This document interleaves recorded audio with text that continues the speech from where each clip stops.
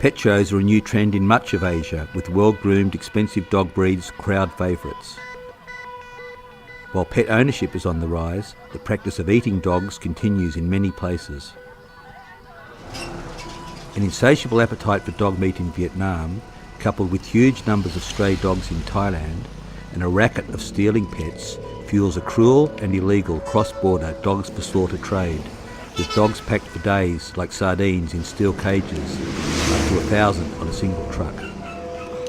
Dogs are collected throughout the northeast of Thailand, then taken to holding pens in the provinces of Nong Khai, Bungan, Nakhon Phanom and Mukdahan.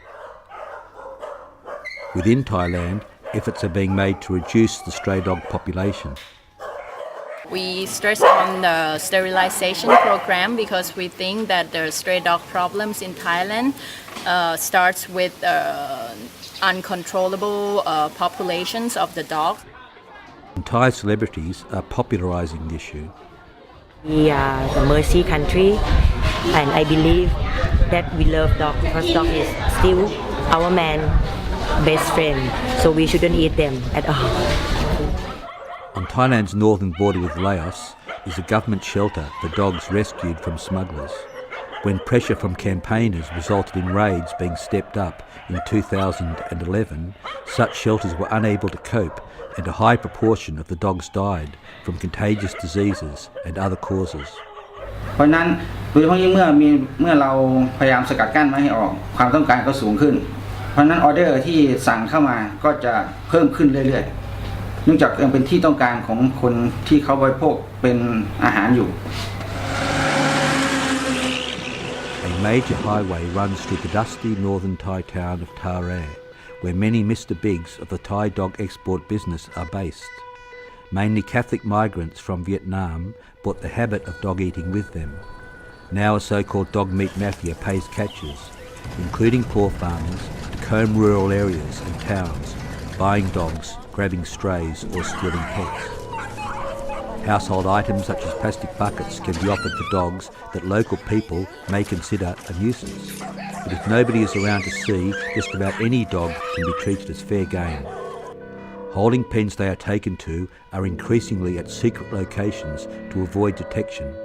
At one such pen, many dogs were found to be weak or dead, and stolen pets there were recovered. The maximum penalty for illegal export of animals, including dogs, is 2 years jail and a $3,000 fine. But activists say nobody has been sent to prison, and there is usually just a small fine. Conditions for the animals are horrendous. These dogs will be, starving. They'll be dehydrated because they're not getting enough water. So broken bone is quite normal. And they have a lot of bleeding injury because during the trip, obviously, when you get dogs stacked on top of each other, they start biting. They start biting against each other. Thailand has been doing more to intercept the dog smugglers' trucks, but bribery remains a problem, and there is no specific coordination with neighbouring provinces in Laos, and little government-to-government cooperation. อันนี้เราไม่ทราบในกฎหมายของสปป.ลาวเราไม่ทราบนะครับเพียงแต่ว่าในส่วนของเราเนี่ยเราก็ทำได้ในขอบเขตของประเทศเรานะครับไม่ให้มันข้ามไปลาวก็ดีที่สุดนะครับ Dogs are smuggled out of Thailand across the Mekong River and again loaded onto trucks. Once on Route 8, the trucks have a virtually free run through Laos, where the trade has not yet become a significant public policy issue. Campaigners say they have never heard of a dog truck being stopped in Laos.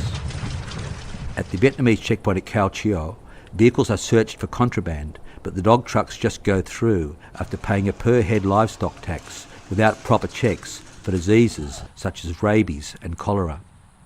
And once that close population or that dog truck reach a populated human area, and those dogs being distributed to different area, then you have no idea where the infection is going to go next.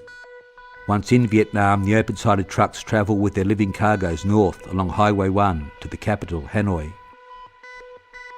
Here they are sold to middlemen according to their weight.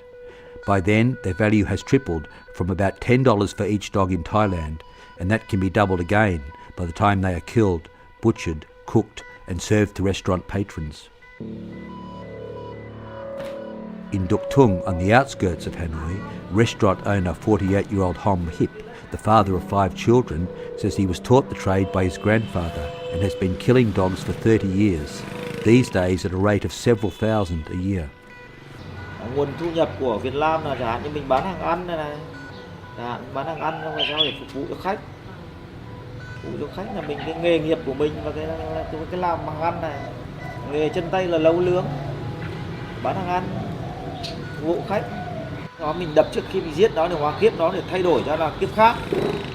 It is widely claimed that dogs are regularly killed slowly in Vietnam so that adrenaline is pumped into their bodies to make the meat more tender.